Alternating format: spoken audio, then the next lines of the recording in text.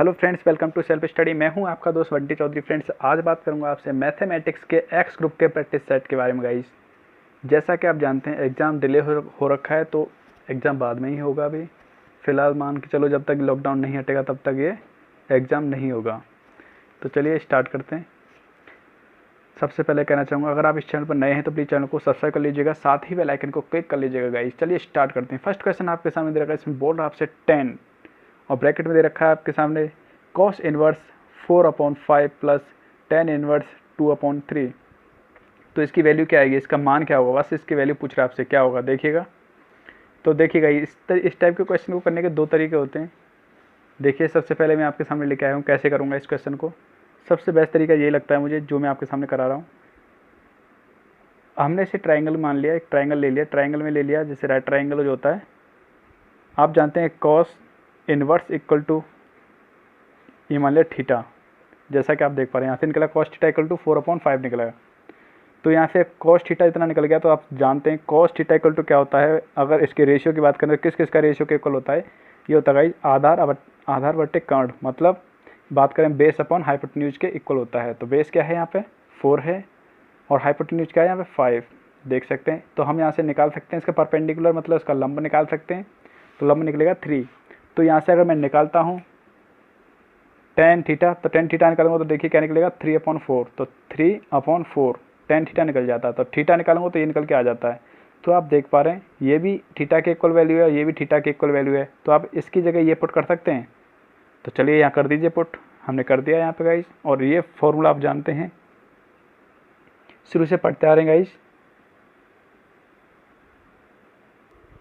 देखिएगा, जब होता था tan inverse x plus tan inverse y, तो आपका फॉर्मूला होता था tan inverse x plus y upon 1 minus x into y, ये फॉर्मूला होता था। तो ये x मान लो, ये y मान लो, तो दोनों की वैल्यू यहाँ पे पुट करेंगे। तो दोनों की वैल्यू यहाँ पे आप पुट करने के बाद आप देख सकते हैं इसे सिंप्लीफाई करना कोई बड़ी बात नहीं है, सिंप्लीफाई कर सकते हैं आराम से। ये कट जाता है तो आपकी वैल्यू क्या निकल के आती है 17/6। तो आपका ऑप्शन नंबर सेकंड जो है यहाँ पे करेक्ट होगा। नेक्स्ट क्वेश्चन आपके सामने दे रखा है, ये दे रखा है आपसे, दे रखा है x प्लस आयोटा वाई। तो आपसे पूछ रहा है x और y की वैल्यू क्या निकलेगी। तो आप इसे पहले सिंप्लीफाई करेंगे, सिंप्लीफाई करने के बाद आयोटा की वैल्यू आप अलग निकालेंगे और सिंपल जो आपके रियल नंबर है वो अलग निकालेंगे। इसके बाद कंपैरिजन करने के बाद x और y की वैल्यू अलग अलग कर देंगे। चलिए कैसे, तो देखिएगा ये क्वेश्चन आपके सामने दे रखा है, हमने इसे सॉल्व किया। हम सबसे पहले हमने क्या लगा दिया इसमें, देखिए कैसे भी कर सकते हैं। एक तो सिंपल ये होता है जैसे आप डायरेक्टली इसे सॉल्व करने लग जाओ, सीधा ये वाला मेथड लगा दो जो लगाते हैं इस तरीके से। एक होता है इससे पहले थोड़ा इसका मल्टीप्लाई वगैरह को कम कर लो। तो मैंने क्या किया, मैंने किया है R2 मतलब रो सेकंड, R1 का मतलब रो फर्स्ट, R3 का मतलब रो थर्ड। अगर C1 C2 बोलता हूँ तो C1 का मतलब होता है कॉलम फर्स्ट, कॉलम सेकंड, ये कॉलम थर्ड C3। क्लियर। तो मैं बोल रहा हूँ आपसे R2 की जगह पुट किया मैंने R2 प्लस R1, इन दोनों को ऐड कर दिया। तो ऐड करूँगा तो देख सकते हैं ये माइनस का, ये प्लस का, तो कट जाएगा, 0 आएगा। ऐसे ही नहीं करूँगा तो ये भी 0 आएगा। तो इस समय ईजी रहा क्योंकि 0 0 बन गई। तो मैं इस वाली टर्म को लेकर करता हूँ, देखिएगा। तो इसका इसके साथ मल्टीप्लाई माइनस इसका इसके साथ मल्टीप्लाई। तो देखिए हमने सॉल्व किया तो हमारा 0 निकल के आता है। 0 निकल के आता है तो इसे क्या बोल सकता हूँ, 0 प्लस आयोटा 0 बोल सकता हूँ। 0 को मैं ये लिख सकता हूँ और इक्वल टू क्या रखा है x प्लस आयोटा वाई। तो कंपेरिजन करेंगे तो x की वैल्यू भी x की वैल्यू क्या है, यहाँ से 0 आई और यहाँ से y की वैल्यू भी क्या निकल के आती है 0। तो क्या यहाँ पे जो आपका ऑप्शन होगा ऑप्शन नंबर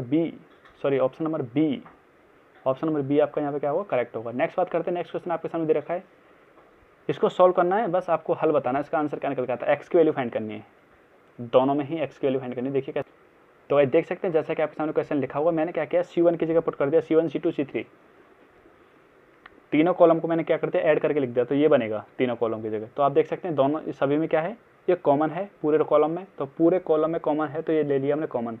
गाइज आपको बता दूं, जो आप मैट्रिक्स की बात करें तो मैट्रिक्स में जैसे आपके सामने दे रखा है यहाँ पर A B C और D ये दे रखा है। अगर मैं इसमें 2 का मल्टीप्लाई करता हूँ तो 2 का मल्टीप्लाई करूँगा तो क्या होगा, 2 का मल्टीप्लाई A के साथ भी होगा, 2 का मल्टीप्लाई C के साथ भी होगा, 2 का मल्टीप्लाई B के साथ भी होगा, 2 का मल्टीप्लाई D के साथ भी होगा, इन सब के साथ में होगा। लेकिन अगर यही बात कर देता हूँ जैसे आपके सामने मैट्रिक्स दे रखे A B ये C और ये D, अगर मैं 2 का मल्टीप्लाई कर रहा हूँ गाइज, तो 2 का मल्टीप्लाई या तो हम कॉलम में कर सकते हैं या फिर एक रो में कर सकते हैं। तो चलिए या तो मैं 2 का मल्टीप्लाई एक रो में कर देता हूँ, इस तरीके से होगा, बाकी का C और D। या फिर दूसरा तरीका ये है इसके एक कॉलम में कर दीजिए, किसी भी एक कॉलम में हो सकता है। मतलब ये तरीका होता है मैट्रिक्स। अगर जब कॉमन लेते हैं तो कॉमन लेंगे तो कॉमन भी क्या करेंगे, या तो आप एक रो से ले सकते हैं कॉमन, या फिर एक कॉलम से कॉमन ले सकते हैं। तो हमने यहाँ से कॉमन लिया इस फर्स्ट वाली कॉलम से। तो फर्स्ट कॉलम से जब हमने कॉमन ले लिया तो ले लेते हैं यहाँ पे कॉमन, तो बचता ही है आपके सामने। अब आप इसमें क्या करेंगे देखिएगा, हमने क्या किया यहाँ पे, यहाँ देखिए 3 ऑपरेशन और लगाए हमने। कौन कौन से लगाया है, रो सेकंड में से रो फर्स्ट को माइनस किया है। देखिए रो सेकंड में से माइनस किया रो फर्स्ट को, लेकिन पुट किसकी जगह किया हमने, रो सेकंड की जगह पुट किया है। तो देखिए ये आया। ऐसे हमने क्या किया, रो थर्ड में से माइनस किया रो फर्स्ट को और पुट किया हमने रो थर्ड की जगह।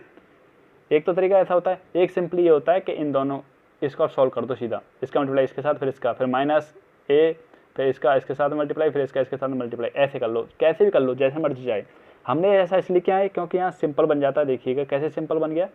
अब हम डायरेक्टली देखो 1 लेंगे और इसका इसके साथ में मल्टीप्लाई, इसका इसके करेंगे तो 0 आएगा, माइनस करेंगे तो कोई दिक्कत वाली बात नहीं। कैसे, 1 इंटू इसका इसके साथ मल्टीप्लाई तो ये बन जाएगा स्क्वायर, माइनस इन दोनों का मल्टीप्लाई क्या होगा 0, तो कोई फर्क नहीं पड़ता। और आगे ये कॉमन है ही ऑलरेडी, तो इन दोनों का प्रोडक्ट करेंगे तो ये किसके इक्वल आ रहा है, इस तरीके से आ रहा है। तो यहाँ से निकालेंगे तो देखो यहाँ से क्या निकल के आती है, यहाँ से निकल के आती है ए की वैल्यू एक्स की वैल्यू निकल के आती है माइनस का 2a, और यहाँ से निकल के आती है एक्स की वैल्यू a, जो कि गाइस आपके किसी भी ऑप्शन में नहीं है। तो ऑप्शन नंबर डी आपका यहाँ पे करेक्ट होगा। नेक्स्ट बात करते हैं। नेक्स्ट क्वेश्चन आपके सामने दे रखा है, इसने बोल रखा है 3 पंक्ति, मतलब इसका दे रखा है आपके सामने 3×3 की क्या एक मैट्रिक्स है, स्क्वायर मैट्रिक्स बोल रहा है 3 पंक्ति की क्या है एक वर्ग मैट्रिक्स है। वर्ग मैट्रिक्स मतलब 3 पंक्ति और 3 उसमें क्या है कॉलम। तब आपसे पूछ रहा है, सबसे पहले आप कन्फ्यूज होंगे सेकंडस, क्योंकि हिंदी में इतना भी ज़्यादा हिंदी नहीं होता कि पूरी तरह से कन्फ्यूज है। सेकंडस का मतलब होता है एडजेसेंट, जैसे इंग्लिश में बोलते हैं एडजेसेंट ऑफ ए। इसकी वैल्यू आपसे पूछ रहा है, ये आपको फाइंड करना है। क्लियर। तो देखो मैं आपको आपके सामने गाइस ए का निकालूंगा, सॉरी एन की वैल्यू एन क्रॉस एन की निकालूंगा, तो एन की जगह हम क्या कर देंगे 3 पुट कर देंगे बस। जिससे आपको क्या होगा, इससे आपको ये फायदा रहेगा कि जैसे कभी 2×2 की पूछ लिया आपसे, या 3×3 या 4×4 कुछ भी पूछ लिया तो आप आराम से आंसर फाइंड कर पाएंगे। तो मैं एन की निकाल देता हूँ आपके सामने। देखो ये आप जानते हैं, तो मैंने क्या किया, दोनों तरफ मल्टीप्लाई किया है इसका ए का मल्टीप्लाई करूँगा, देख सकते हैं ए का हमने यहाँ भी किया, ऐसे सिमिलरली यहाँ किया। तो ये हमने क्या कर दिया, इस तरीके से अलग लिख दिया है इसके अपॉन, ठीक है, मतलब a/mod a रख दिया, देख सकते हैं इसकी जगह।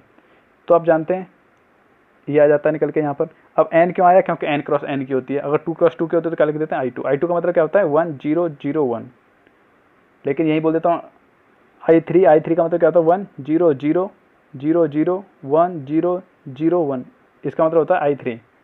तो इससे समझ जाएगा कि मतलब 3×3 की है। तो मैंने क्या ले रखा है n, इसलिए लिया क्योंकि n×n की फाइंड कर रहा हूँ मैं।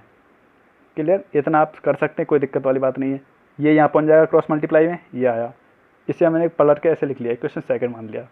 अब मैं क्या कर रहा हूँ, इक्वेशन सेकंड में मैंने जहाँ जहाँ ए है ए की जगह पुट कर दिया एडजेसेंट ऑफ ए, तो ए की जगह एडजेसेंट ऑफ ए पुट किया, और ए की जगह इस ए की जगह एडजेसेंट ऑफ ए पुट किया, और इस ए की जगह भी एडजेसेंट ऑफ ए पुट किया, देख सकते हैं।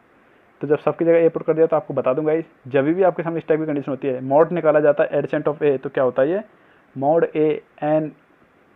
मॉड ए का पावर n-1 के इक्वल आता है, देख सकते हैं। तो हमने यहाँ क्या किया, इसकी जगह यहाँ से ये पुट वैल्यू पुट कर दी है यहाँ पे, बाकी का आपके सामने यूँ लिखा हुआ है। अब मैंने फिर से क्या किया, यहाँ पे ए का मल्टीप्लाई किया है, देख सकते हैं। या फिर इसका सिंपली तरीका आपको पता है, तो यहाँ देखिएगा, जैसे आप यहाँ बात करेंगे कि यहाँ पे इसकी जगह हम क्या पुट कर सकते हैं, देखो इसकी एडजेसेंट ऑफ ए दे रखा था, तो इसकी जगह देखिए ऊपर से मैं पुट कर सकता हूँ।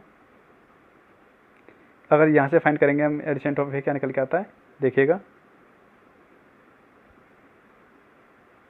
ए का मल्टीप्लाई कर लिया पहले, यहाँ पे हमने यहाँ का ए का किया, यहाँ पे भी ए का किया, दोनों का मल्टीप्लाई कर लिया। देखो यहाँ पे भी ए का कर लिया पहले, यहाँ का कर लिया। अब इसकी वैल्यू हम कर देंगे पुट यहाँ से, तो देखो हमने यहाँ से पुट कर दिया है। जब यहाँ से पुट कर देंगे तो यहाँ से पुट करने के बाद ये डिवाइड में चली जाएगी वैल्यू, और जब डिवाइड में जाएगी तो आप जानते हैं मल्टीप्लाई में पावर डिवाइड में पावर्स क्या होती हैं, सब्ट्रैक्ट होती हैं। तो सब्ट्रैक्ट हो जाएगी, यहाँ पावर 1 है तो सब्ट्रैक्ट होगी तो ये आएगा 2। इस तरीके से आपका आंसर निकल के आया। ये आपसे पूछा था, n का हमने निकाला है। अगर आपसे 3 का पूछा था 3 कर देंगे। क्लियर, यहाँ क्या कर देंगे 3 कर देंगे।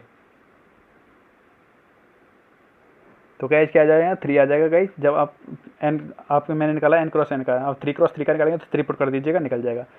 तो आप डायरेक्टली आप मेरे अकॉर्डिंग इसे याद रखो तो बेटर रहेगा आपके लिए। इसे याद रखिए, ये कभी कभी डायरेक्टली आपसे पूछा जाता है, ये याद रखिए। और मैंने जैसा कि आपके सामने बताया, एक ये वैल्यू भी याद रखिए, ये डायरेक्टली पूछी जाती है। इनको आप फाइंड करने की कोशिश मत करना, कि फाइंड करने लगे तो थोड़ा भी गलत होने पे आपका आंसर पूरा गलत हो जाएगा और टाइम भी वेस्ट हो जाएगा। तो सबसे बेहतर तरीका यही है कि इन्हें याद कर लीजिए एक तरह से फॉर्मूले के अकॉर्डिंग, फॉर्मूले की तरह से याद कर लो, जैसे ये रखा है।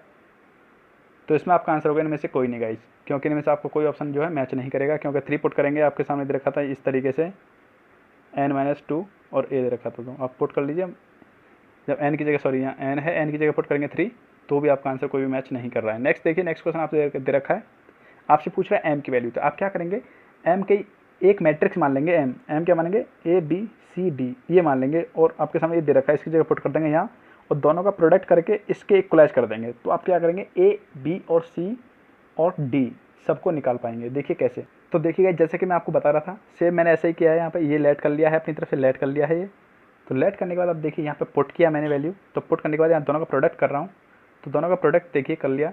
तो प्रोडक्ट करने के बाद देखिए इक्वलाइज कर रहा हूँ मैं इसको 4 के इक्वल, क्योंकि आप समझ सकते हैं जब ये दोनों मैट्रिक्स इक्वल हैं तो इनके जो एलिमेंट है अंदर वो भी क्या होंगे, इक्वल होंगे। तो इसको ले लिया मैंने इसके इक्वल, ठीक है। तो यहाँ सभी मैंने तीनों वैल्यू निकाल दी, 4 इक्वेशन निकल के आती हैं। ये इसके इक्वल, ये इसके इक्वल 1 के इक्वल, ये थर्ड वाली इक्वेशन इसके इक्वल, और ये इसके इक्वल। इस तरीके से चारों इक्वेशनों से क्या करूँगा, पहली 2 इक्वेशन लेके चलूँगा, पहली दोनों इक्वेशनों को ऐड करूँगा। तो ऐड करने पे क्या करूँगा, हमारे पास फाइंड होगा ए की वैल्यू, और ए की वैल्यू किसी भी इक्वेशन में रख देना, फर्स्ट वाली दोनों में से किसी में भी, तो आपकी बी की वैल्यू फाइंड हो जाएगी। बी की वैल्यू क्या निकल के आती है, 1। सिमिलरली अब थर्ड और फोर्थ को लेके करूँगा, दोनों को ऐड करूँगा, तो दोनों को ऐड करने पे आपके सामने निकल के आएगी सी की वैल्यू, और सी की वैल्यू किसी भी एक इक्वेशन में पुट कर दूँगा तो आपके डी की वैल्यू निकल जाएगी। तो आपकी मैट्रिक्स निकल के जो आएगी ये निकल के आती है, क्योंकि हमने ए की वैल्यू 1 निकली, बी की वैल्यू 1, सी की वैल्यू 1 और डी की वैल्यू -1। तो उम्मीद करता हूँ समझ पाए होंगे। तो भाई इनमें से आपका ऑप्शन होगा इनमें से कोई नहीं, क्योंकि इनमें से कोई ऑप्शन मैच नहीं कर रहा है गाइस।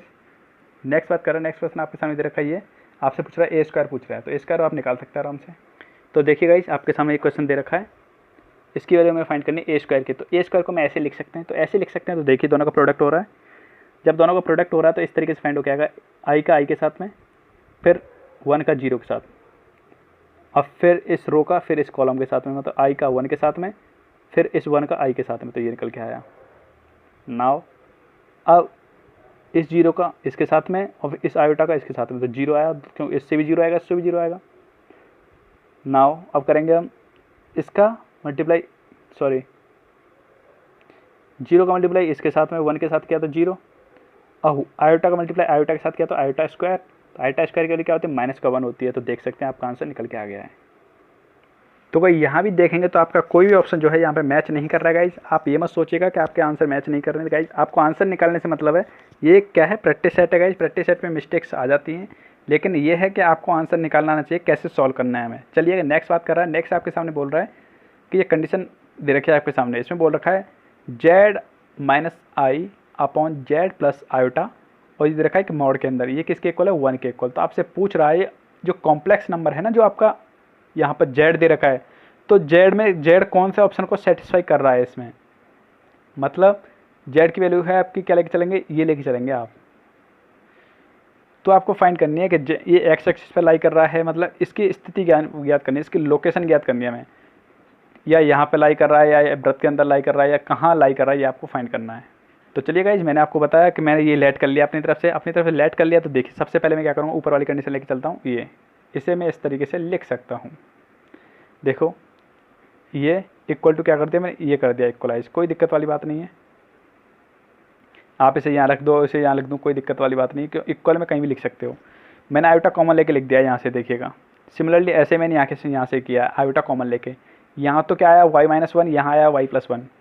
अब मैं क्या करूँगा, दोनों का मॉड लूँगा, मॉड। तो दोनों का मॉड लेने के बाद देख सकते हैं, मॉडुलस लूँगा तो इस तरीके से आएगा, फर्स्ट वाले का, सेकंड वाले का लिया तो ये आया। अब दोनों इक्वेशन को ऐसे, क्योंकि हमारे पास क्वेश्चन दे रखा था इस टाइप का, तो बस अब इस मॉड को, जैसे आपके सामने मॉड दे रखा है, इस मॉड को कैसे लिख सकता हूँ मैं, ऐसे लिख सकता हूँ। ये देखिए अलग अलग इक्वल टू 1 है, तो अलग अलग लिख दिया है हमने गाइस। तो हम क्या किया, तो हमने इक्वेशन सेकंड में डिवाइड किया इक्वेशन फर्स्ट का, तो ये निकल के आएगा। अब आप बोलेंगे स्क्वायर रूट कहाँ गया गाइस, तो स्क्वायर रूट आप दोनों तरफ स्क्वायर लेंगे तो समझ सकते हैं यहाँ क्या है, 1 है, 1 का स्क्वायर रूट क्या होता है, 1 होता है, इसलिए यहाँ से स्क्वायर रूट गायब हो गया, हटा दिया हमने। जैसे यहाँ पे स्क्वायर रूट होता पूरे पे, अगर दोनों तरफ स्क्वायर करता मैं तो स्क्वायर से स्क्वायर रूट हट जाता है, 1 का स्क्वायर क्या होता है, 1 होता है, तो इसलिए मैंने डायरेक्टली कर दिया है। तो ये निकल के आता है आपका, क्योंकि इसका क्रॉस मल्टीप्लाई कर लिया तो यहाँ जाएगा मल्टीप्लाई में, तो आप इसे सॉल्व कर पाएंगे। सॉल्व करेंगे तो आप देख सकते हैं y की वैल्यू निकल के आएगी आपकी 0, तो y की वैल्यू 0 आएगी तो आपने क्या लेट कर रखा था, आपने ले रखा था इस तरीके से, तो y की वैल्यू 0, तो मतलब क्या आई, z इक्वल टू क्या आया, x आया। तो क्या कर रहा है ये आपका जो कॉम्प्लेक्स नंबर जो आपका z है, कहाँ पर लाई कर रहा है ये, x एक्सिस पर, तो गाइस कहाँ पर लाई कर रहा है ये, x एक्सिस पर लाई कर रहा है। नेक्स्ट क्वेश्चन आपके सामने दे रखा है ये इसके इक्वल, ठीक है, तो आपसे बोल रहा है इसका इन्वर्स फाइंड करने की। तो देख सकते हैं गाइस ये आपके सामने क्वेश्चन दे रखा था, वहाँ पे थोड़ी मिस्टेक दे रखी थी, क्योंकि उसने ऐसे बोल रखा था मॉड और बोल रखा था इस तरीके से ब्रैकेट लगा रखा था, क्योंकि आपको पता है गाइस जब मॉड की बात कर रहा होता है, डिटर्मिनेंट की बात कर रहा था, डिटर्मिनेंट का साइन क्या होता है, ये होता है। वहाँ पर उस क्वेश्चन में जो है मिस्टेक कर रखी थी गाइज, वो वहाँ पर उसने मोड लगा रखा था, लेकिन जब मोड लगा रखा तो उसका मतलब क्या है, यहाँ पे भी मोड लगाना पड़ेगा। जब आप इसे मैट्रिक्स में कन्वर्ट करना चाहते हैं तो ए इक्वल टू लिख दो और मैट्रिक्स का साइन लगा दो, कोई दिक्कत वाली बात नहीं है। जब आप इसे डिटर्मिनेंट से चेंज करने तो डिटर्मिनेंट का साइन लगा दो, इस तरीके से मोड हो गया। तो करते हैं सॉल्व। पहले आप इसका पूछ रहा है ये, तो आप जानते हैं कैसे निकालेंगे, एडजेसेंट ऑफ क्या करेंगे, अगर आप निकालने ए इन्वर्स तो ए इन्वर्स का फॉर्मूला होता है एडजेसेंट ऑफ ए और मॉड ए, ये होता है। तो बस, तो मॉड ए तो यहाँ से निकल जाएगा, निकाल लीजिएगा, ये निकल के आता है 1, क्योंकि आप समझ सकते हैं, देखो मैं लेके चलता हूँ यहाँ से लेके चल रहा हूँ गाइस, मैंने ये ले लिया, तो ये छोड़ दो, ये छोड़ दो, इसका मल्टीप्लाई इसके साथ में ये आएगा, माइनस इसका मल्टीप्लाई इसके साथ में ये आया। तो जानते हैं आप sine square x plus cos square x equal to क्या होता है, 1 होता है, तो 1 आ जाता है। अब बात करूँगा इसका, मुझे क्या निकालना है आपका एडजेसेंट। तो एडजेसेंट कैसे निकाला जाता है देखिएगा, एडजेसेंट निकालूंगा, इसे लेता हूँ C11 का मतलब है, इसे लिया C11 11, एक तरह से ये इसका मतलब है 11, तो C11 ले रहा हूँ, तो इसे छोड़ दो, इसे छोड़ दो, इन दोनों को लेकर ये निकल जाएगा आपका जो एडजेसेंट निकालते हैं, तो एडजेसेंट ऐसे ही निकलता है, इसे छोड़ेंगे, इन दोनों को, इन चारों को ले लेते हैं इस तरीके से। तो सॉल्व करेंगे तो आपके पास निकल के आ जाएगी ये वैल्यू। सिमिलरली अब निकालना है मुझे ये, तो इसे छोड़ दो, इसे छोड़ दो, इसका मल्टीप्लाई इसके साथ में, इसका मल्टीप्लाई इसके साथ में, ये देखिएगा। और जब इसका बात करें तो देखो ये पॉजिटिव, ये नेगेटिव, ये पॉजिटिव, तो आगे और होता था वो नेगेटिव, तो ये पॉजिटिव ले रखा है तो ये नेगेटिव, फिर ये पॉजिटिव, और जब ये पॉजिटिव है तो ये नेगेटिव, ये पॉजिटिव, ऐसे ये नेगेटिव है तो ये पॉजिटिव और ये नेगेटिव, तो मतलब ऑल्टरनेट चलते हैं इस तरीके से। तो देखिए ऐसे हमने फाइंड कर लिया, तो आपने 12th क्लास में आराम से करना सीखा हुआ है इन्हें। तो एडजेसेंट निकल के आ जाता है, एडजेसेंट निकल के आ गया तो फॉर्मूले में पुट कर देंगे, तो जैसे ही फॉर्मूले में आप पुट करेंगे तो हमारे क्या निकल के आती है, 1 आ रही थी निकल के, क्योंकि मैंने मोड निकाला था इसका ए का, तो क्या आ रहा था 1 के इक्वल आ रहा था। तो 1 का कोई इस पर इफेक्ट होगा नहीं होगा गाइस। तो आप देख सकते हैं ये क्या थी, ए की वैल्यू थी, ये क्या थी, ए की वैल्यू थी, और जब ये ए की ही वैल्यू थी, और गाइस मैंने इस पर आपको सामने ये लगा रखा, ये तो एडजेसेंट है आपके सामने, एडजेसेंट आपके सामने निकाला, ये इस तरीके से लगा हुआ गाइस, ये मैट्रिक्स का साइन नहीं लगाया, इस पर मोड का लगा दिया, इस तरीके से लगेगा ये इसमें मैट्रिक्स का साइन लगेगा गाइस, ठीक है, मैट्रिक्स का साइन लगेगा। और गाइस ये क्या है, ये ए के इक्वल है, तो आप देख सकते हैं जब ए के इक्वल है तो आप बोल सकते हैं ए इनवर्स इक्वल टू क्या निकला, ए निकला। तो गाइस ए निकला, तो आपके सामने इसे अगर हाँ इसने फंक्शन मान के किया इसे, तो आपके सामने जो इसका इन्वर्स ले रहा था तो भी क्या निकल रहा था, एक फंक्शन ही निकल रहा था। ऑप्शन नंबर डी आपका करेक्ट होगा।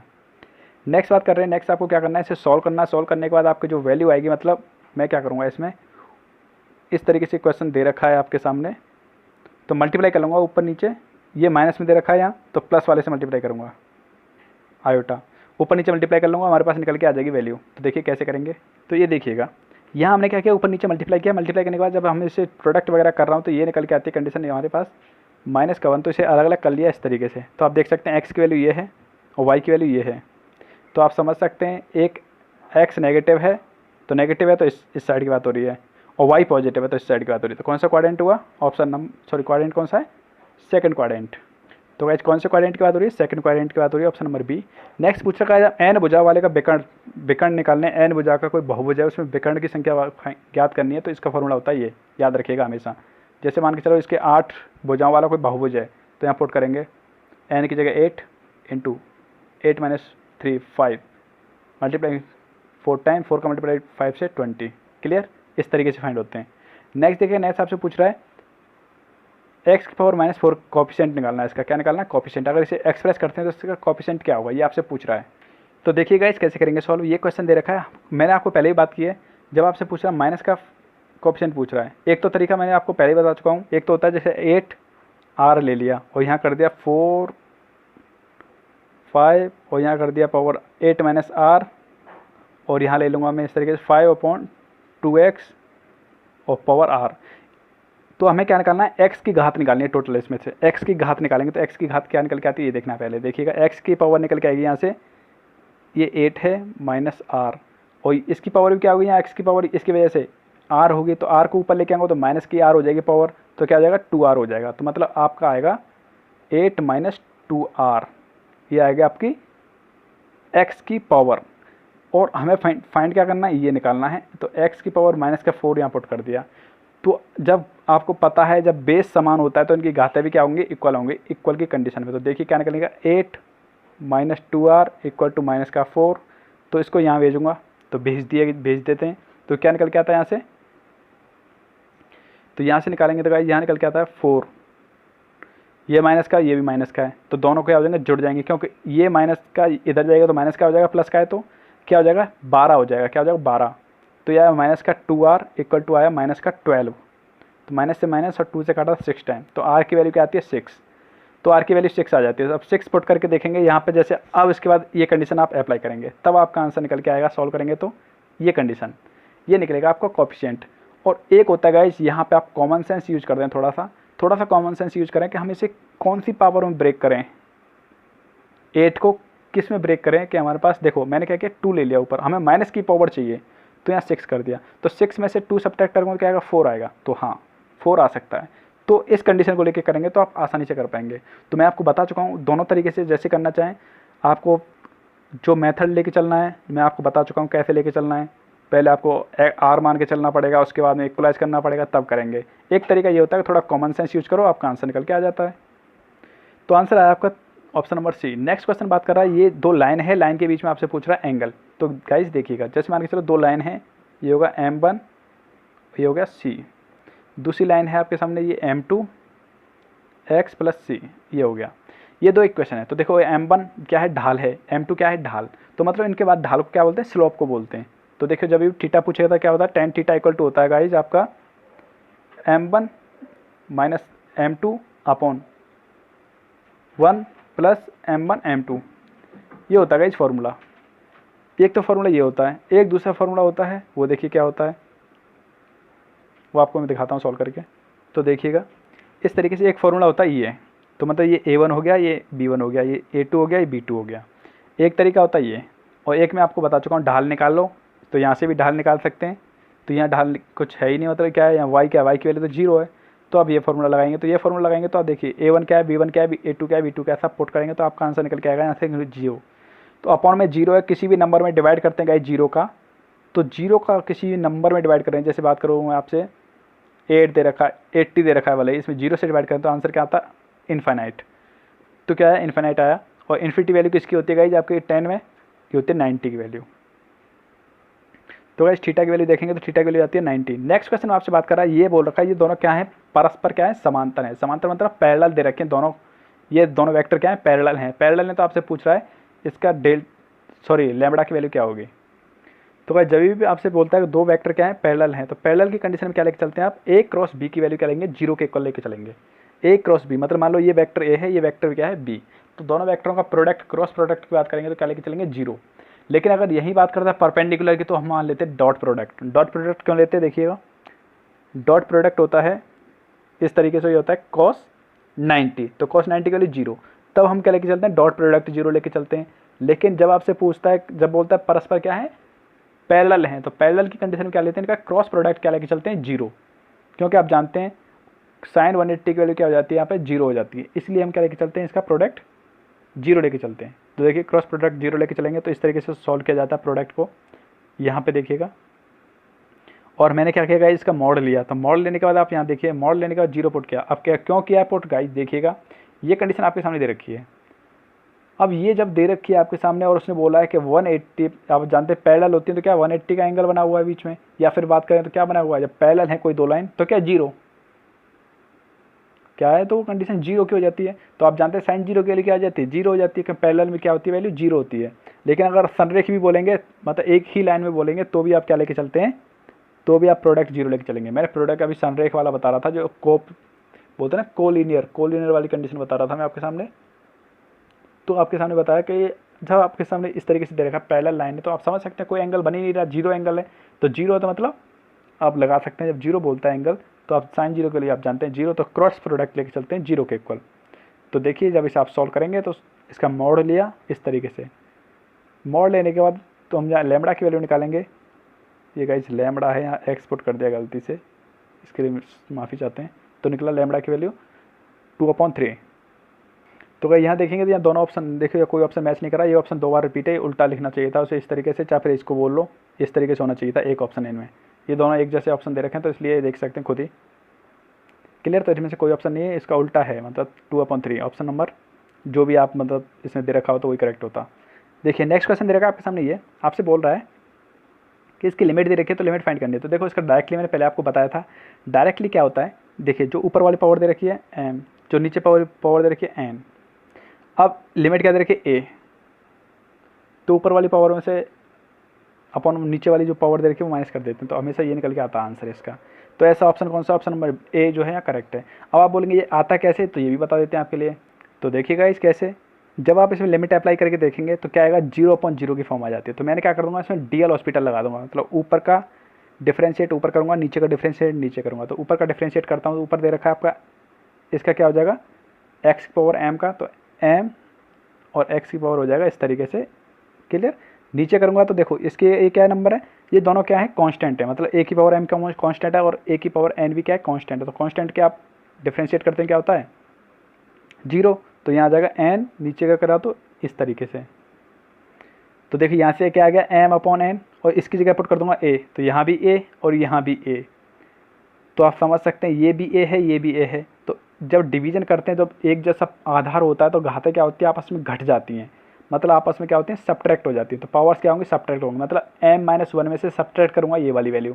तो करिए, तो क्या निकल के आता है m/, ये तो आ गया अलग, तो a की पावर कर दिया मैंने m-1, और क्या था इस तरीके से 1 से 1 कटा, तो निकल के क्या आएगा, a की पावर m-1 निकला, नहीं निकला, सॉरी m-n निकला, नहीं निकला, ये निकला, देख सकते हैं। तो गाइस आप इसे डायरेक्टली याद रखें तो ज़्यादा बेटर रहेगा, आपका option number first. Next question आपके सामने दे रखा है, ये वैल्यू आपसे पूछ रहा है, ये लिमिट दे रखी है इसमें, तो आपसे बोल रहा है इसकी वैल्यू क्या होगी। तो देख सकते हैं गाइस ये क्वेश्चन आपके सामने दे रखा है। जैसे मैं लिमिट अप्लाई करके देखूंगा पहले, तो लिमिट अप्लाई करके देखूंगा तो क्या आएगा, ये आया 0/0 की फॉर्म। तो इसमें क्या लगा दूँगा, डीएल हॉस्पिटल लगा दूँगा। तो डीएल हॉस्पिटल लगाया तो मतलब फर्स्ट यूँ कहते हो, इसका हमने क्या किया डिफ्रेंशिएट, प्लस अब हमने इसको यूँ कहते रखा 1, और x का डिफ्रेंशिएट क्या था 1 आया, अपॉन 1 का डिफ्रेंशिएट 0, इसका डिफ्रेंशिएट क्या, तो आप जानते हैं cos x का क्या होता है माइनस का साइन x, और माइनस का साइन पहले से लगा हुआ है, तो माइनस माइनस प्लस हो गया, देख सकते हैं।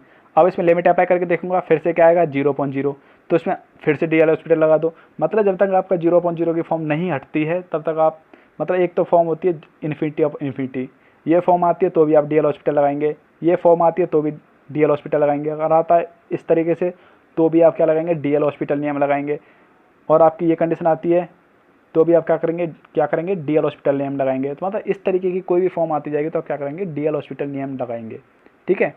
तो देखिए फिर दोबारा से मैं लगाता हूँ, तो दोबारा से लगाने के बाद आप देखिए अब क्या आंसर आ जाएगा। इसमें लगाया u/v की फॉर्म में, मतलब इसे मान लिया u, इसे मान लिया v, इस तरीके से किया तो ये निकल के आ जाता है। अब इसका करूँगा तो सिंपली इसका तो ये आएगा। अब इसमें लिमिट अप्लाई कर दीजिए, आपका आंसर निकल के आएगा 2, क्योंकि 0 यहाँ आएगा, 0 यहाँ पुट किया 0, ये तो हट जाएगा एक तरह से, 0 हो जाएगा। यहाँ बात करेंगे, यहाँ पे बात करेंगे, यहाँ क्या 0 पुट किया तो क्या है 1/1, यहाँ करेंगे प्लस 1/1, तो आप देख सकते हैं क्या निकल के आता है यहाँ से 2, और आप जानते हैं cos 0 के लिए क्या होती है 1 होती है, तो इसका तो कोई फ़र्क पड़ेगा नहीं, तो आपका आंसर निकल के आ जाता है 2। नेक्स्ट क्वेश्चन आपके सामने दे रखा है dy/dx फाइंड करवा रहा है, देखिए कैसे कर। तो ये कंडीशन आपके सामने दे रखी थी, हमने क्या किया इसमें dy/dx फाइंड करना है, तो हमने इसका डिफ्रेंशिएट किया तो ये आया, इसका डिफ्रेंशिएट किया तो ये निकल के आता है, और साथ में इसका क्या तो क्या कांस्टेंट है, कांस्टेंट का क्या होता है डिफ्रेंशिएट 0। तो यहाँ से देखिए दोनों में कॉमन है ये चीज़, तो कट जाएगी, तो देखो यहाँ से निकालेंगे तो निकल के आ जाता है।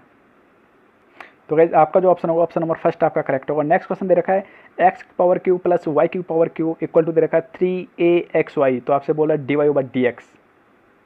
तो देख सकते हैं ये क्वेश्चन आपके सामने दे रखा है, हमने लगाया इसमें दोबारा से इसे सॉल्व करता हूँ, मतलब dy/dx फाइंड करता हूँ। तो देखिएगा यहाँ से निकल के आया ये, इसका क्या तो ये निकल के आया, और यहाँ पे करूँगा तो देखिए क्योंकि 3a क्या है कॉन्स्टेंट है तो बाहर ले लिया। पहले हमने क्या किया x का किया तो क्या आएगा y बचेगा केवल। अब हम y का करेंगे और x को छोड़ देंगे तो x जो करते हैं y का किया तो ये निकल के आया। तो यहाँ से क्या करूँगा गाइस 3 सब में क्या है कॉमन है, तो ये कंडीशन निकल के आती है आपके सामने। तो मैं क्या करूँगा dy/dx को एक साइड में लेके जाता हूँ इस तरीके से, और बाकी के जो आपके सामने बचा हुआ है x स्क्वायर, तो x स्क्वायर को मैं लेके आता हूँ इधर साइड में। तो देख सकते हैं मतलब इसे तो मैं लेके जाता हूँ आपको लेफ्ट साइड में, इसे लेके आता हूँ राइट साइड में।